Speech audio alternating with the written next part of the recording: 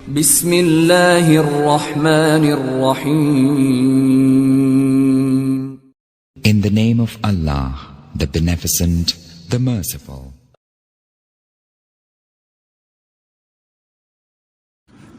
الحمد للہ وکفى وسلام على عباده الذين اصطفى. اما بعد فقد قال الله تبارك وتعالى في القرآن المجيد والفرقان الحميد: اعوذ باللہ من الشیطان الرجیم، بسم اللہ الرحمن الرحیم، فاستبقوا الخیرات. وقال النبی صلی اللہ علیہ وسلم: انظروا الى من هو اسفل منکم ولا تنظروا الى من هو فوقکم فهو اجدر الا تزدروا نعمت اللہ علیکم. رواہ مسلم.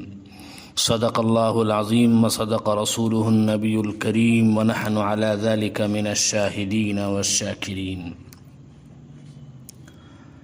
محترم بزرگوں اور دوستو، میں نے آیت کریمہ کا جو ٹکڑا آپ کے سامنے پڑھا ہے اس کا معنی یہ ہے کہ اے لوگو، نیکیوں میں ایک دوسرے سے آگے بڑھو، آگے بڑھنے کی کوشش کرو. محترم حضرات، یہ مقابلہ کرنا، ریس لگانا نیکی کے معاملے میں پسندیدہ ہے، لیکن دنیا کی چیزوں میں ایک دوسرے سے آگے بڑھنے کی کوشش کرنا بہت برا ہے. مثلا مال کے خاطر، عزت کے خاطر، شہرت کے خاطر، دنیا کے خاطر، جاہ طلبی کے لیے ایک دوسرے سے آگے بڑھنے کی کوشش کرنا بہت برا ہے، لیکن نیکیوں کے معاملے میں ایک دوسرے سے آگے بڑھنے کا جذبہ ایک قابل تعریف جذبہ ہے.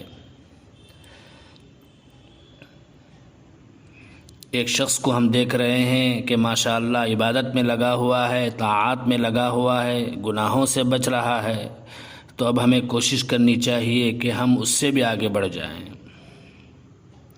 اس میں ریس لگانا برا نہیں ہے، لیکن بزرگوں اور دوستوں، ہمارا معاملہ بالکل الٹا ہو گیا ہے. اس وقت ہماری پوری زندگی ریس لگانے میں گزر رہی ہے، لیکن ریس اس میں لگ رہی ہے کہ پیسہ زیادہ سے زیادہ کہاں سے آ جائے. دوسرے نے اتنا کما لیا تو میں اس سے زیادہ کما لوں، دوسرے نے ایسا بنگلہ بنا لیا تو میں اس سے اعلیٰ درجے کا بنا لوں، دوسرے نے ایسی کار خریدی تو میں اس سے اعلیٰ درجے کی کار خریدوں، دوسرے نے موبائل خریدا ہے تو میں اس سے بھی اعلیٰ کوالٹی کا موبائل خرید لوں. پوری قوم اسی ریس کے اندر مبتلا ہے. اس ریس میں حلال و حرام کی فکر مٹ گئی ہے، اس لیے کہ جب دماغ پر یہ جذبہ سوار ہو جاتا ہے کہ دنیاوی ساز و سامان میں دوسرے سے آگے بڑھنا ہے تو حلال مال کے ذریعے سے آگے نکلنا تو بڑا مشکل ہے، تو پھر حرام کی طرف رجوع کرنا پڑتا ہے. اب حلال و حرام ایک ہو رہے ہیں. جس چیز میں ریس لگانا اور مقابلہ شرعاً برا تھا، وہاں سب مقابلے پر لگے ہوئے ہیں اور ایک دوسرے سے آگے بڑھ رہے ہیں. جس چیز میں مقابلہ کرنا، ریس لگانا، ایک دوسرے سے آگے بڑھنے کی فکر کرنا مطلوب تھا، محمود تھا، اس میں پیچھے رہ گئے. حضرات صحابہ رضی اللہ تعالی عنہم اجمعین کو دیکھیں کہ اللہ کے نبی صلی اللہ علیہ وسلم نے جنگ تبوک کے موقع پر مسجد نبوی میں کھڑے ہو کر اعلان فرمایا کہ غزوے کا موقع ہے، سواریوں کی ضرورت ہے، اونٹنیوں کی ضرورت ہے، پیسوں کی ضرورت ہے. مسلمانوں کو چاہیے کہ بڑھ چڑھ کر اس میں حصہ لیں. جو بھی اس میں چندہ دے گا میں اس کے لیے جنت کی ضمانت دیتا ہوں. تو ہر ایک صحابی اپنی استطاعت کے مطابق چندہ پیش کرنے لگے. حضرت فاروق اعظم رضی اللہ عنہ فرماتے ہیں، میں اپنے گھر گیا، اپنے گھر کا جتنا کچھ ساز و سامان، روپیہ پیسہ تھا، آدھا تقسیم کر دیا اور آدھا حصہ لے کر نبی اکرم صلی اللہ علیہ وسلم کی خدمت میں پیش کر دیا.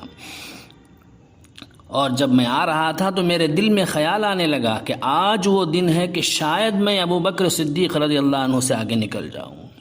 تو بزرگوں اور دوستو، یہ جو جذبہ پیدا ہو رہا ہے کہ میں ان سے آگے بڑھ جاؤں، یہ ہے مسابقت الی الخیرات. کبھی بھی صحابہ کے دل میں یہ جذبہ پیدا نہیں ہوا کہ میں عثمان غنی سے پیسے میں آگے بڑھ جاؤں. کبھی ان میں یہ جذبہ پیدا نہیں ہوا کہ عبد الرحمن ابن عوف کے پاس بہت سے پیسے ہیں، میں ان سے زیادہ پیسے حاصل کروں. لیکن حضرت عمر رضی اللہ عنہ کے اندر یہ جذبہ پیدا ہوا کہ صدیق اکبر رضی اللہ عنہ کو اللہ نے نیکی کا جو مقام بخشا ہے میں اس میں ان سے آگے بڑھ جاؤں. تھوڑی دیر میں حضرت صدیق اکبر رضی اللہ عنہ بھی تشریف لائے. جو کچھ گھر میں تھا سب لا کے نبی اکرم صلی اللہ علیہ وسلم کے خدم مبارک میں ڈال دیا. سرکار دو عالم صلی اللہ علیہ وسلم نے پوچھا، اے عمر گھر میں کیا چھوڑ کر آئے ہو؟ حضرت عمر رضی اللہ عنہ نے فرمایا، یا رسول اللہ آدھا مال گھر والوں کے لیے چھوڑ دیا اور آدھا جنگ کے لیے لے کر آیا ہوں. آپ صلی اللہ علیہ وسلم نے ان کو دعائیں دی کہ اللہ تعالیٰ تمہارے مال میں برکت دے. اس کے بعد حضرت ابو بکر صدیق رضی اللہ عنہ سے پوچھا کہ تم نے اپنے گھر میں کیا چھوڑا؟ کیا یا رسول اللہ میں نے گھر میں اللہ اور اس کے رسول کو چھوڑ کر آیا ہوں. جو کچھ گھر میں تھا سارا کا سارا مال سمیٹ کر یہاں لے آیا ہوں. تو حضرت فاروق اعظم رضی اللہ عنہ فرماتے ہیں، اس دن مجھے پتا چلا کہ میں چاہے ساری عمر کوشش کرتا پھروں لیکن حضرت ابو بکر صدیق رضی اللہ عنہ سے آگے میں نہیں بڑھ سکتا. تو محترم حضرات، صحابہ اکرام رضوان اللہ تعالی علیہم اجمعین کی زندگی کو دیکھیں تو کہیں بھی ہمیں یہ بات نظر نہیں آتی کہ فلاں نے اتنے پیسے جمع کر لیے میں بھی جمع کر لوں. کسی صحابی نے سوچا ہو کہ فلاں کا مکان بڑا ہے، شاندار ہے، میرا بھی ویسا ہو جائے، فلاں کی سواری بہت اچھی ہے، ویسے مجھے بھی مل جائے. لیکن اعمال صالحہ میں مسابقت نظر آتی ہے. آج ہمارا معاملہ بالکل الٹا ہے. اعمال صالحہ میں آگے بڑھنے کی کوئی فکر نہیں. محل کے اندر صبح سے لے کے شام تک دوڑ ہو رہی ہے اور ایک دوسرے سے آگے بڑھنے کی فکر ہے. نبی اکرم صلی اللہ علیہ وسلم نے ایک عجیب ارشاد فرمایا جو کہ ہمارے لیے نسخے اکسیر ہے. مسلم شریف کی روایت ہے، اللہ کے نبی نے فرمایا، انظروا الی من هو اسفل منکم، تم ان لوگوں کو دیکھو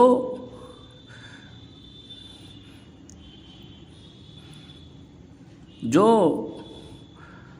تم سے بھی مال میں کم درجے میں ہو. ولا تنظروا الی من هو فوقکم، ان لوگوں کو مت دیکھو جو مال میں تم سے بھی اعلیٰ درجے کے ہوں.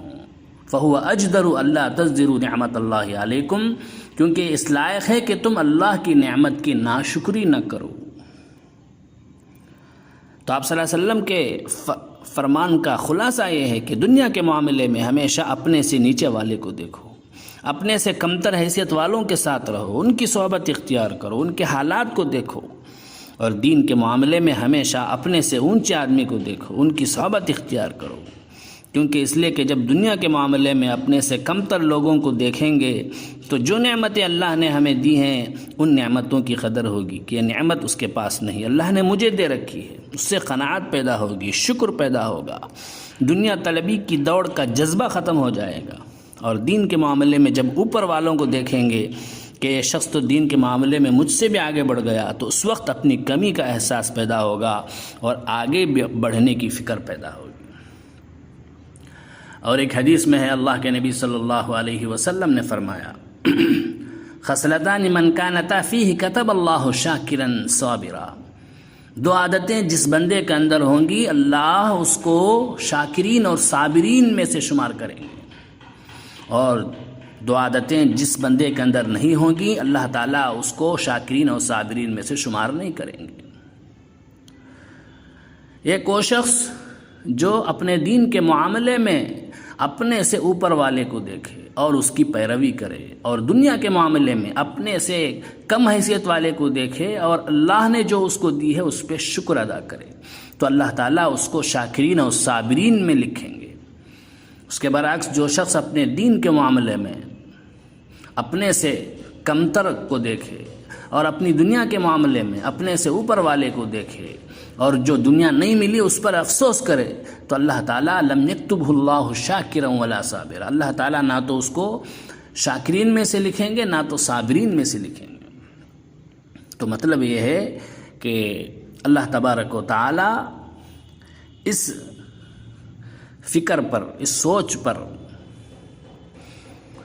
ہم کو صبر کی، شکر کی توفیق عطا فرمائیں گے. لیکن اگر ہم دنیا کے معاملے میں اپنے سے اونچی حیثیت والے کو دیکھیں گے تو پھر ہمارے دلوں میں ناشکری پیدا ہوگی، حرص پیدا ہوگی، لالچ پیدا ہوگی. حضرت عبداللہ ابن مبارک رحمۃ اللہ علیہ جو بڑے محدث ہیں، فقیہ ہیں، صوفی ہیں، بزرگ ہیں، وہ فرماتے ہیں کہ میں نے اپنی زندگی کا ابتدائی حصہ مالداروں کے ساتھ گزارا. وہ بھی مالدار تھے، صبح سے لے کے شام تک مالداروں کے ساتھ رہتے تھے. فرماتے ہیں جب تک مالداروں کی صحبت میں رہا مجھ سے زیادہ غمگین انسان کوئی نہیں تھا، کیونکہ میں جہاں بھی جاتا تھا یہ دیکھتا تھا کہ اس کا گھر میرے گھر سے اچھا ہے، اس کی سواری میری سواری سے اچھی ہے، اس کا کپڑا میرے کپڑے سے اچھا ہے. ان چیزوں کو دیکھ دیکھ کر میرے دل میں کڑن پیدا ہوتی تھی کہ مجھے تو ملا نہیں، اس کو مل گیا. لیکن بعد میں دنیاوی حیثیت سے جو کم مال والے تھے ان کی صحبت اختیار کی، ان کے ساتھ اٹھنے بیٹھنے لگا. تو حضرت فرماتے ہیں فاسترحت، تو میں نے راحت پا لیا، اس واسطے کہ جس کو بھی دیکھتا تھا مجھے معلوم ہوتا تھا کہ میں تو بہت خوشحال ہوں. میرا کھانا تو اس کے کھانے سے اچھا ہے، میرا کپڑا تو اس کے کپڑے سے اچھا ہے، میرا گھر بھی اس کے گھر سے اچھا ہے، میری سواری بھی اس کی سواری سے اچھی ہے. اس واسطے میں اب الحمدللہ راحت میں آ گیا ہوں. تو بزرگوں اور دوستو، یہ نبی کریم صلی اللہ علیہ وسلم کے ارشاد پر عمل کرنے کی برکت ہے. کوئی بھی شخص تجربہ کر کے دیکھ لے، دنیا کے اندر اپنے سے اونچے کو دیکھتے رہیں گے تو کبھی بھی پیٹ نہیں بھرے گا، کبھی بھی قناعت حاصل نہیں ہوگی، کبھی بھی آنکھوں کی سحری نصیب نہیں ہوگی. ہر وقت یہی فکر ذہن پر سوار ہوگی جس کے بارے میں نبی کریم صلی اللہ علیہ وسلم نے ارشاد فرمایا، لو كان لابن آدم واديان من مال لابتغى واديا ثالثا ولا يملأ جوف ابن آدم إلا التراب. اگر ابن آدم کے پاس مال کے 2 میدان ہوں تو بھی وہ تیسرا میدان طلب کرے گا، اور ابن آدم کا پیٹ مٹی کے سوا کوئی نہیں بھر سکتا.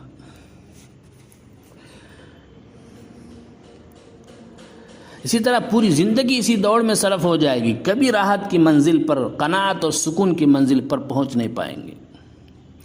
حضرت مفتی شفیع صاحب رحمۃ اللہ علیہ فرماتے تھے راحت اور آرام اور چیز ہے، راحت کے اسباب اور چیز ہیں. راحت کے اسباب سے، راحت کے سامان سے راحت حاصل ہونا کوئی ضروری نہیں. راحت اللہ کی دین ہے، اللہ کا عطیہ ہے. آج ہم نے اسباب راحت کا نام راحت رکھ دیا ہے. بہت سارا روپیہ رکھا ہو تو کیا بھوک کے وقت وہ اس کو کھا سکتا ہے؟ کیا اگر کپڑے کی ضرورت ہوگی تو کیا اس کو پہن سکتا ہے؟ کیا گرمی لگنے کے وقت وہ پیسہ اس کو ٹھنڈ پہنچائے گا؟ بذات خود نہ تو یہ پیسہ راحت ہے، نہ ہے اس کی ذریعے سے ہم راحت خرید سکتے ہیں. اگر اس کے ذریعے سے اسباب راحت بھی خرید لی، مثلا آرام کی خاطر ہم نے کھانے پینے کی چیزیں خرید لی، اچھے کپڑے خرید لیے، گھر کی سجاوٹ کا سامان خرید لیا، تو کیا اسے راحت حاصل ہو جائے گی؟ تو صرف سامانوں کو جمع کر لینے سے راحت کا مل جانا کوئی ضروری نہیں، کیونکہ ایک شخص کے پاس راحت کے تمام سامان موجود ہیں لیکن گولی کھائے بغیر اسے نیند نہیں آتی ہے. بستر آرام دہ، ایئر کنڈیشن کمرہ، نوکر چاکر سبھی کچھ موجود، لیکن نیند نہیں آ رہی ہے. اسباب راحت تو سارے موجود لیکن نیند نہیں، راحت نہیں. اور ایک شخص وہ ہے جس کے گھر پر نہ تو پکی چھت ہے، نہ تو چارپائی ہے، بلکہ فرش پر سو رہا ہے. بس ایک ہاتھ اپنے سر کے نیچے رکھا اور سیدھا نیند کی آغوش میں چلا گیا. 8 گھنٹے کی بھرپور نیند لے کر صبح کو بیدار ہوا. تو بتائیے راحت اس کو ملی یا اس کو ملی؟ اس کے پاس راحت کے اسباب موجود تھے لیکن راحت نہیں ملی. اس مزدور کے پاس راحت کے اسباب موجود نہیں تھے لیکن راحت مل گئی. تو بزرگوں اور دوستو، دنیا کے ساز و سامان جمع کرنے کی فکر میں ہم لگ گئے اور دوسروں سے آگے بڑھنے کی فکر میں لگ گئے تو خوب سمجھ لیں اسباب راحت تو خوب جمع ہو جائیں گے لیکن راحت پھر بھی حاصل نہیں ہوگی. یہ پیسہ، یہ ساز و سامان، یہ مال و دولت جو کچھ ہم جمع کر رہے ہیں یہ بذات خود راحت دینے والی چیزیں نہیں ہیں. راحت پیسے سے خریدی نہیں جا سکتی، وہ تو اللہ کا عطیہ ہے. جب تک قناعت پیدا نہیں ہوگی، جب تک یہ خیال پیدا نہیں ہوگا کہ اللہ حلال طریقے سے جتنا مجھے دے رہے ہیں اس سے میرا کام چل رہا ہے، اس وقت تک ہمیں سکون حاصل نہیں ہوگا. ورنہ کتنے لوگ ایسے ہیں جن کے پاس دولت بے حد حساب ہے لیکن ایک لمحے کا سکون نہیں، ایک لمحے کا قرار نہیں. رات کو نیند نہیں آتی، بھوک اڑی ہوئی ہے. یہ سب اس دنیا کی دوڑ کا نتیجہ ہے. اسی لیے اللہ کے نبی صلی اللہ علیہ وسلم فرماتے ہیں کہ دنیا کے معاملے میں اپنے سے اونچے آدمی کو نہ دیکھو کہ وہ کہاں جا رہا ہے، بلکہ اپنے سے نیچے والے کو دیکھے کہ ان کے مقابلے میں اللہ نے ہمیں کیا دے رکھا ہے. اس کے ذریعے سے ہمیں قرار آئے گا، ہمیں راحت ملے گی، سکون حاصل ہوگا۔